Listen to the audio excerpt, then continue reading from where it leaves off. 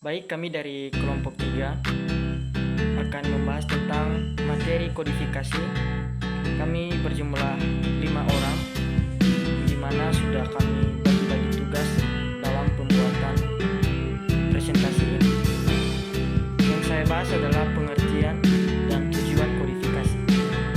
Perlu kita ketahui bahwa kodifikasi adalah proses pengumpulan dan penyusunan berbagai aturan, standar, atau kode yang terkait dengan suatu objek atau aktivitas tertentu, yang dimana tujuannya untuk mengorganisir informasi secara sistematis, memudahkan identifikasi, dan mempromosikan efisiensi dalam penggunaan maupun dalam penerapannya.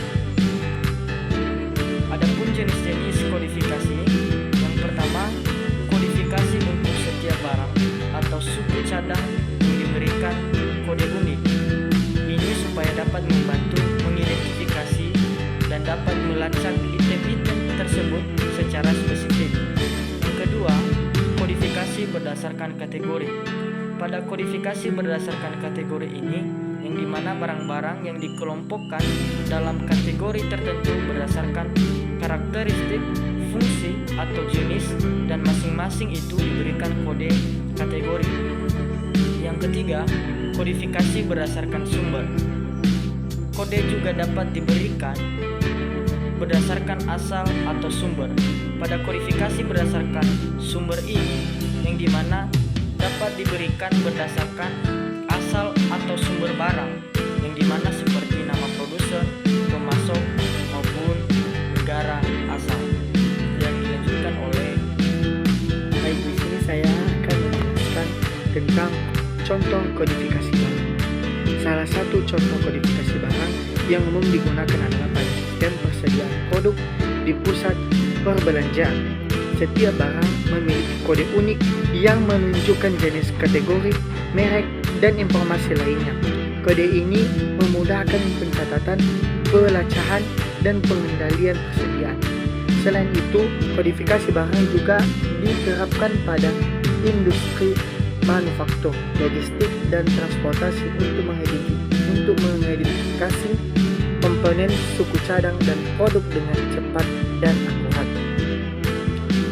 Selanjutnya, saya di sini akan menjelaskan tentang contoh klasifikasi suku cadang. Suku cadang kendaraan dapat diklasifikasikan berdasarkan jenis dan fungsinya masing-masing. Misalnya untuk mobil ada kategori suku cadang mesin seperti piston, silinder, dan cakras. Kemudian ada kategori suku cadang bodi seperti lampu, spion, dan bumper. Setiap kategori memiliki kode dan nomor identifikasi khusus untuk memudahkan pencarian dan pemesanan. Sekarang kita masuk pada pengertian dan peranan peramalan.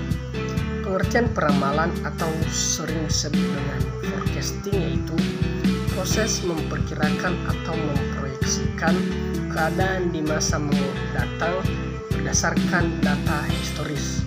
Nah, dalam arti kita memperkirakan beberapa kebutuhan di masa yang akan datang, meliputi kebutuhan dalam ukur kuantitas, kualitas, waktu, dan lokasi yang dibutuhkan dalam rangka memenuhi permintaan barang atau jasa.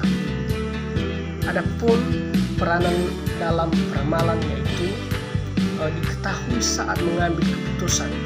Keputusan yang baik adalah keputusan yang berdasarkan peramalan yang baik. Nah, bila kurang tepat peramalannya, maka masalah peramalan menjadi masalah yang sering dihadapi. Nah, jadi peran penting dari peramalan ini yaitu dalam perencanaan dan pengambilan keputusan di berbagai bidang produksi seperti bidang produksi, persediaan, keuangan, dan lain-lainnya. Itu pola permintaan. Pola permintaan ini terbagi menjadi 3. Yang pertama yaitu pola musiman, yang kedua pola tren, dan yang ketiga pola siklikal. Pola musiman. Permintaan produk atau jasa seringkali menunjukkan pola musiman.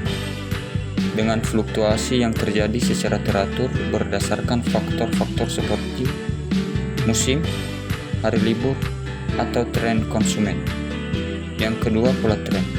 Dalam jangka panjang, permintaan dapat menunjukkan tren naik atau turun secara bertahap, dipengaruhi oleh faktor-faktor seperti perubahan demografi, preferensi konsumen, atau inovasi teknologi.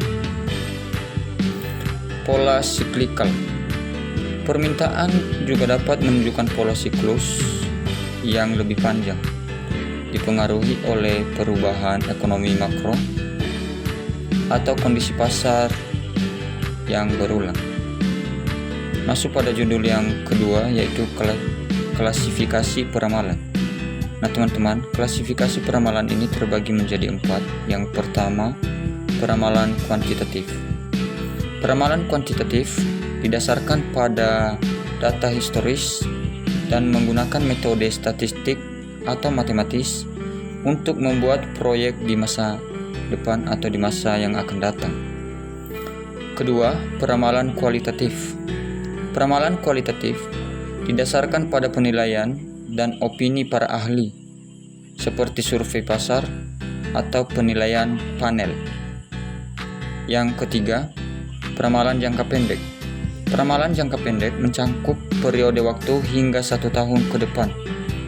Biasanya digunakan untuk perencanaan operasional.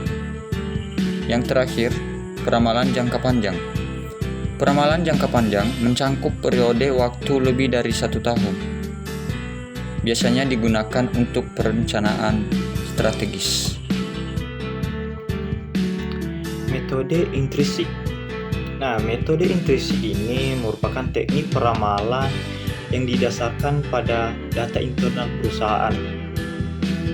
Yang dimana teknik ini melibatkan analisis statistik